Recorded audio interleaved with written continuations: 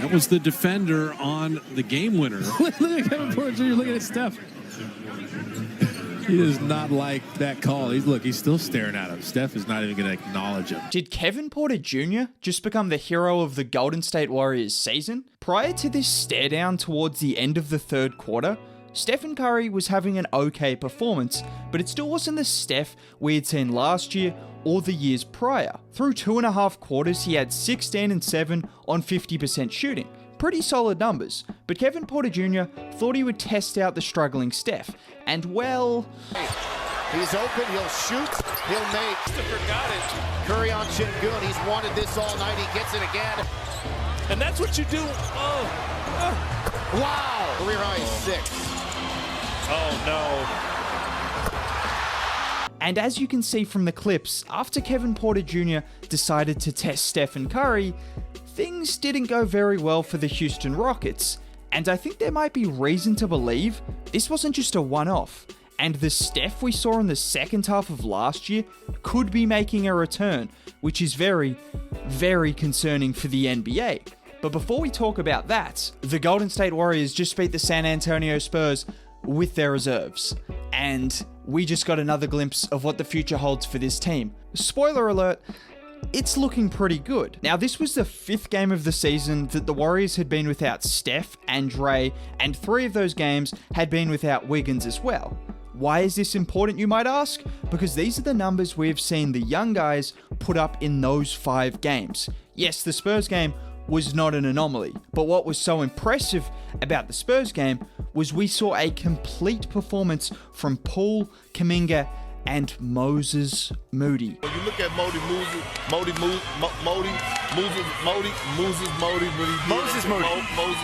who had a career high, and for some people, 20 points from Moody might have been a surprise, but it was a clear result of the confidence boost he got from the Houston Rockets game just one day prior, where he finally saw the 3-ball drop, even on a few possessions that didn't count. But this shooting is no fluke. He was a sniper in college, and in 4 G League games this season, Moody is averaging 32. Yes, 32 points a game on nearly 5 3-point makes a game. He has been working towards this, and we need to focus on what he did against San Antonio, because there were some very impressive examples from yet another gem in the Golden State Warriors drafting system. The most important part of what Moses Moody has been able to do is moving to the right positions on the floor without the ball. Because if he wants to play meaningful minutes with Steph and Clay and Draymond, the ball is not going to stick in his hands at all. He's either going to be passing it or catching and shooting. And if you watch a couple of these plays, in particular this play was really impressive. Here you see Jonathan Kuminga with the ball. He gets trapped under the rim. Moody recognizes that smartly and slides over to make himself available. But even more impressively, he shoots straight over the outstretched arms of Lonnie Walker. And that's the value Moody could hold as a sharpshooter with a 7-foot wingspan. And in case you're not convinced, here's another example of this. Here we see Moody drive and kick out to JTA. He then quickly recognizes JTA is about to return the favor, so he slides back to the corner, and again, we see him shoot effortlessly over the outstretched arm of a Spurs guard. I mean, let's just freeze it right here. A lot of players would either be blocked in this situation or completely thrown off. It has absolutely no effect on Moody, and this is the main reason why the Warriors drafted him, and he's starting to look a lot more comfortable at the NBA level. And speaking of looking comfortable at the NBA level, Jonathan Kuminga proved he wasn't human for the 50th time this season. GP to another steal. The push ahead. Kuminga the high rise. You want a windmill. The human helicopter. We also had Jordan Poole, who proved why he has serious all-star potential with a complete performance, including a clutch 3 for the win. This is now 4 games where Jordan Poole has been without Stephen Curry, and in those 4 games, he is averaging 23, 4, and 4. And no, that's not because Steph is holding him back. That's just the kind of production we would be seeing from Poole consistently if he was on a worse team. He's only 22, by the way. Now, I could spend an entire video talking about this young core, but we've got to talk about that old dude that reminded the league he's still got it, and more importantly, what this could mean going forward.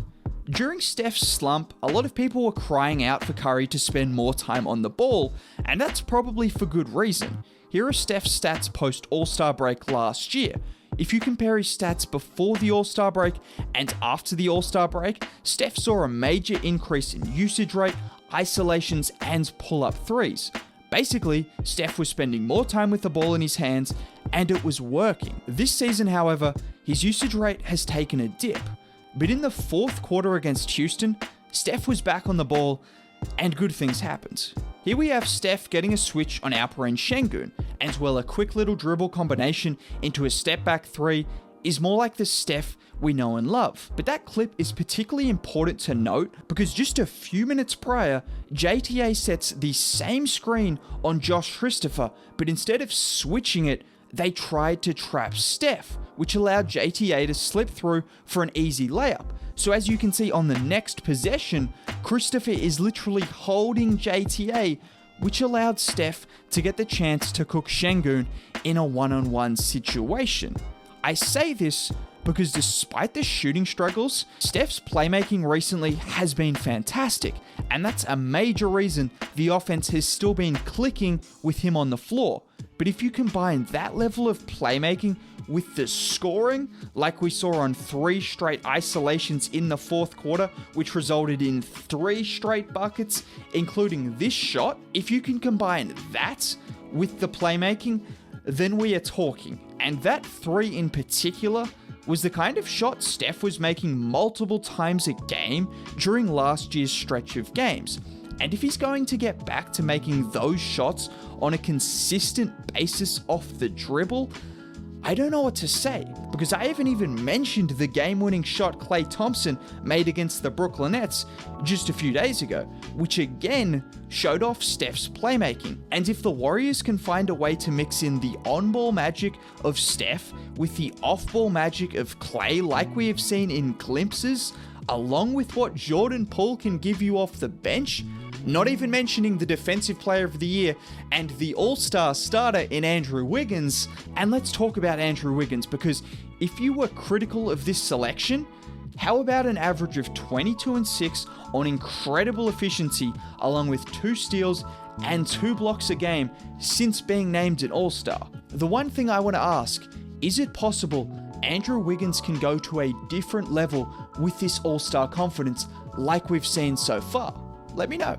Let me know, I'm really curious what you guys think. But all I can say is on a back-to-back, the Golden State Warriors came away with 2 wins. Their 2 All-Stars combined for 63 points against Houston, and their 3 young stars combined for 70 points against San Antonio. Oh, and that guy who missed 2 years with injury also hit a game winner against Brooklyn just a few days prior. The Golden State Warriors are building something very, very special. And if you made it to the end of this video, you're special. Drop a like on the video, that would help out a ton. Subscribe to the channel. Have a good day. Bye.